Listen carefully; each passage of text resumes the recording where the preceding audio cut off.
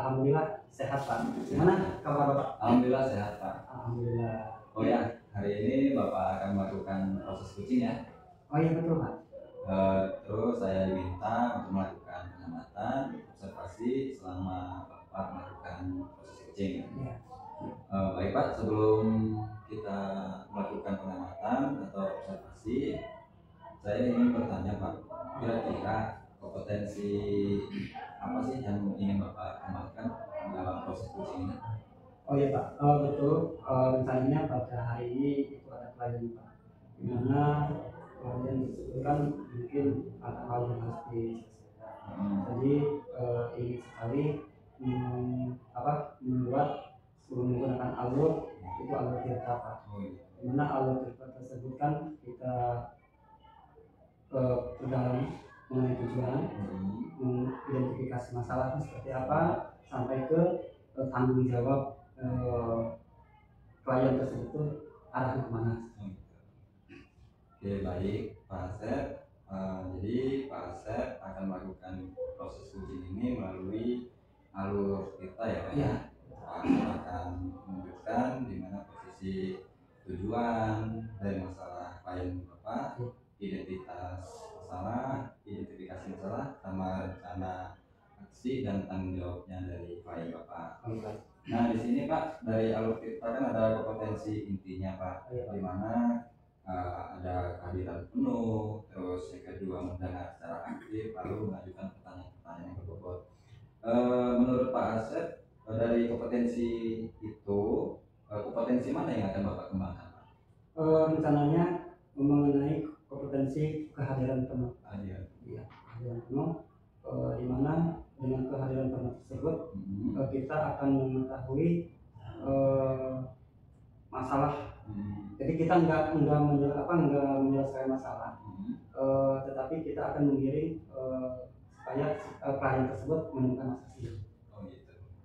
Baik, jadi Pak Asep akan mengembangkan kompetensi dari potensi inti alur kita dari di kehadiran penuh ya. Nah ngomong-ngomong ini Pak Asep, sebelumnya kalau misalkan diberikan skala angka dari 1 sampai 10, posisi Pak Asep saat ini sedang di posisi angka berapa? Nah untuk posisi angka, karena memang kan kalau sebagai posisi kan kita harus lebih pendengaran rakyat, karena memang dalam mendengarkan curhatan itu kan sulit ya, karena kadang kita terbawa emosi. Nah sebelumnya itu nilai itu sekitar nilai 6 ya. Nah rencana pada hari ini itu ingin sekali itu ke angka 8. Iya, 8. Dimana supaya klien juga puas. Itu mudah-mudahan dengan adanya peras seperti ini nanti saya sebagai kes nanti mengiring untuk menemukan masalah klien tersebut merasa kepuasan tersendiri. Ya. Jadi potensi yang akan Bapak kembangkan di sini masih berada di angka 6 dan akan Bapak tingkatkan kembali menjadi di angka 8 ya. Bagus sekali. Nah, jadi di sini Pak, apa sih sebenarnya tujuan Bapak dalam proses coaching yang akan dilakukan sama Pak Asep? Tujuan utamanya itu ingin membantu klien untuk menemukan pemecahan masalah ya. Pemecahan masalah dengan menggunakan alur kita yang sudah disampaikan tadi Pak, sampai ke tindak lanjut. Setelahnya itu kan dominan terhadap kehadiran penuh. Baiklah Pak, saya rasa cukup untuk proses observasinya. Selama melakukan proses observasinya, semoga lancar ya Pak proses coachingnya. Nanti setelah Bapak Asep melakukan coaching, kita akan ngobrol-ngobrol kembali.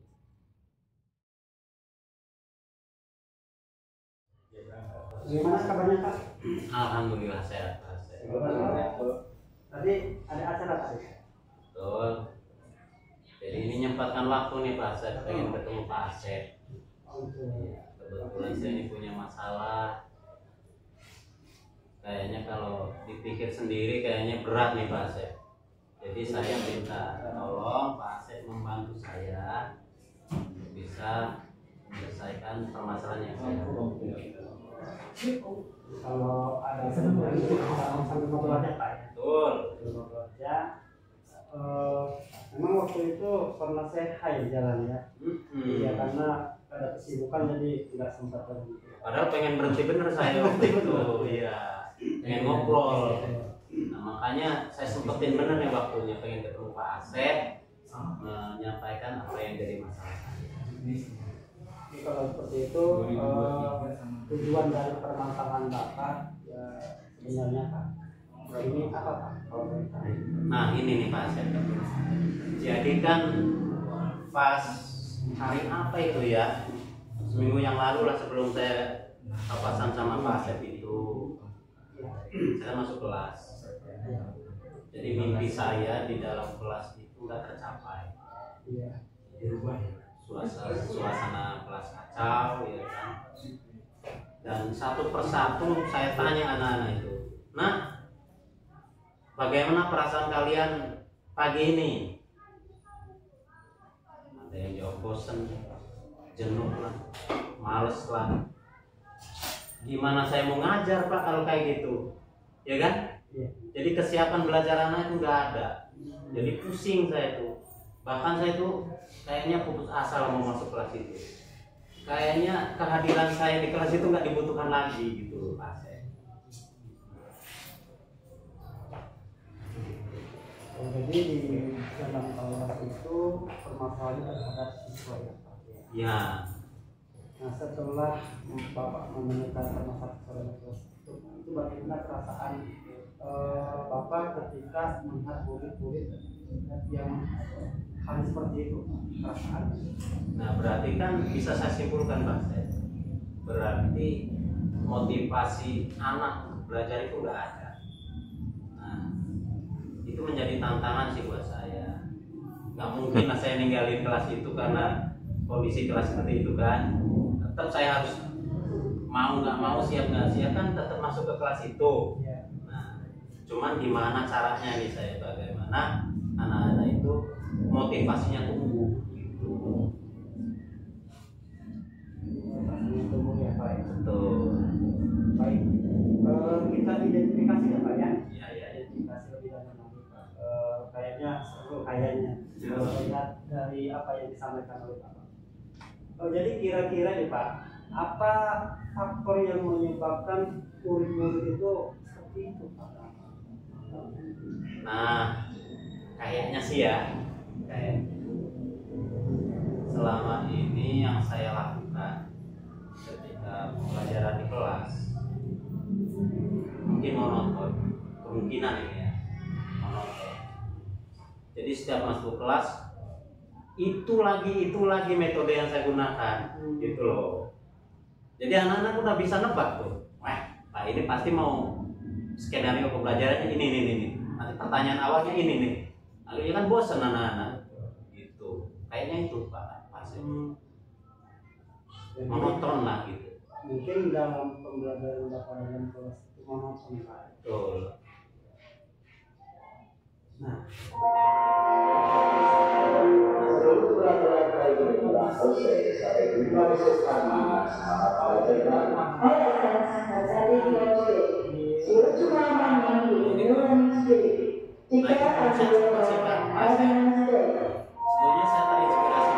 salah satu rekan tuh Pak Asep. Jadi kalau pembelajaran itu di luar kelas, padahal bukan olahraga itu, di luar kelas.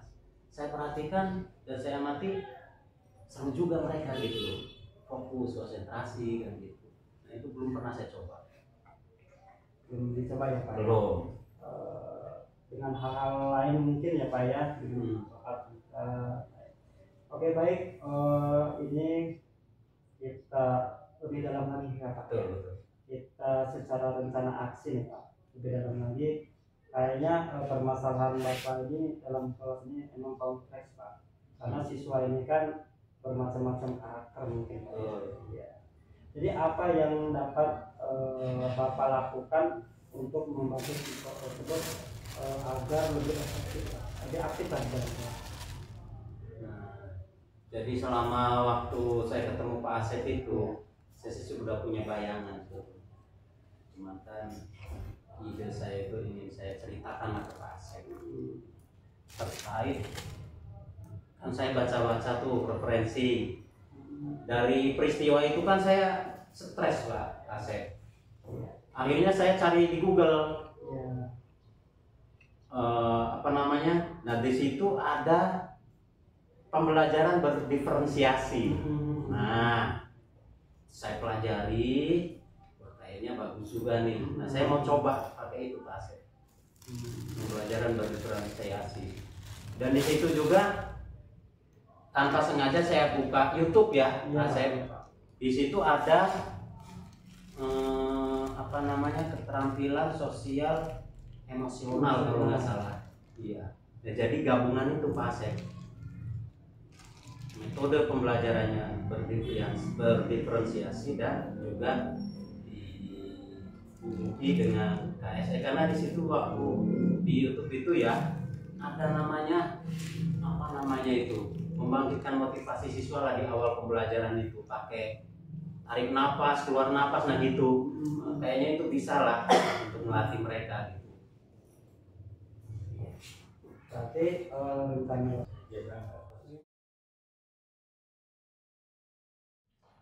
Oke Pak Asep, tadi udah melakukan coaching ya. Sekarang kira-kira Pak Asep, setelah Bapak melakukan coaching tadi sama klien Bapak, apa perasaan Bapak? Tadi setelah melakukan coaching terhadap klien tadi Pak, setelah ketemu, alhamdulillah proses berjalan dengan lancar, dan menemukan sebuah titik di mana klien tersebut itu permasalahannya itu keberadaan dalam kelas. Iya, jadi ketika masuk kami tidak menjelaskan masuk, tetapi mengiring bagaimana permasalahan tersebut itu muncul Pak dengan sendirinya. Jadi kira-kira ini Pak Asep, setelah Bapak udah melakukan coaching, tadi kan pas kita pertama melakukan observasi, Bapak menilai di skala 7. Iya. Nah, terus Bapak akan meningkatkan di skala 8 ya? Oh iya. Ya. Jadi kira-kira menurut pendapat Pak Asep sendiri, kita sudah tercapai atau? Dari awal sudah menarget ya. Itu kalau dengan nilai itu kan maunya itu harapan itu kan 8. Dan ternyata setelah ketemu klien Pak, itu bisa dikatakan 9 Pak. Malah 9. Malah 9. Wah. Iya, luar biasa, itu di luar prediksi Pak. Karena memang secara percakapan itu hanya beberapa memang permasalahan, hanya ke monoton lah dalam prosesnya itu. Tetapi setelah bertemu itu udah langsung menemukan titik temu di mana klien juga sudah mencari referensi terlebih dahulu juga. Jadi enggak begitu sulit untuk menyelesaikan masalah. Dan kadang memang ada percakapan yang memang tadi kurang tersampaikan, bukan belum bisa, tapi kurang tersampaikan karena mungkin waktu terburu-buru juga seperti itu, jadi ada kelemahan juga. Oke Pak Asep, jadi keterangan dari Pak Asep, ini pencapaiannya sudah berhasil, bahkan bisa lebih dari target ya tadi ya percakapan coachingnya. Kira-kira ini Pak Asep, yang ditargetkan tadi untuk kesadaran penuh tuh. Dari proses keseluruhan Pak Asep, dari proses keseluruhan apa kira-kira menurut Pak Asep yang harus lebih dikembangkan lagi Mas? Kalau untuk dikembangkan lagi ya Pak ya, saya di dalam pelaksanaan coaching ini kan untuk ke dalam kebiasaan itu di dalam melihat tatap muka, karena memang posisinya tadi kan hujan Pak, hujan ya, itu perlu dikembangkan karena memang untuk tatap muka ini kan kadang mimik wajah ini yang agak kurang fokus, itu mungkin yang akan dikembangkan. Jadi untuk perbaikannya itu kita bahasa tubuh. Iya, bahasa tubuh kita, mimik muka kita semakin penuh ya. Iya. Kita memberikan empati ya. Empati ya. klien kita. Oke, sebelum kita akhiri Pak Asep, saya akan merefleksikan pertemuan kali ini untuk proses coaching Bapak. Baik Pak. Dari penilaian saya Pak, dari coaching Bapak yang telah dilakukan, ya sama Pak, kita sepemikiran. Dari penilaian saya sendiri, Bapak sudah melakukan dengan baik, sudah lancar, percakapan juga sudah melalui dua arah, bukan hanya Pak Asep saja yang berbicara, tetapi Bapak bisa memancing klien Bapak untuk menemukan jawaban-jawaban dari hasil pemikiran dia sendiri. Bapak bisa memancing supaya beliau bisa berpikir kritis Pak. Tadinya tidak terpikirkan, setelah Bapak memberikan pertanyaan-pertanyaan, rupanya si klien Bapak bisa menemukan solusi untuk masalah dia sendiri. Lalu untuk alur tirtanya sudah cukup berjalan baik. Dari tujuan Bapak ya untuk melakukan coaching, masalah klien Bapak diidentifikasi terlebih dahulu, lalu Bapak memancing beliau untuk merencanakan aksi-aksinya untuk menyelesaikan masalah, lalu bertanggung jawab untuk masalah tersebut. Sudah cukup baik Pak, alhamdulillah. Obrolan kali ini sudah bisa kita akhiri, sudah cukup puas hasil observasi saya dari proses coaching Bapak. Baik Pak. Ya, kita Terima kasih juga Pak atas observasinya, waktunya. Mudah-mudahan kita lanjut. oke Pak, terima kasih. Semangat Pak.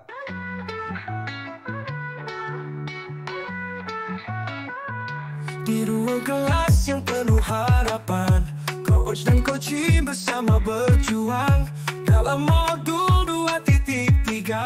Supervisi akademik jadi nyata, pertanyaan berbobot jadi landasan, kehadiran penuh memberikan kesan.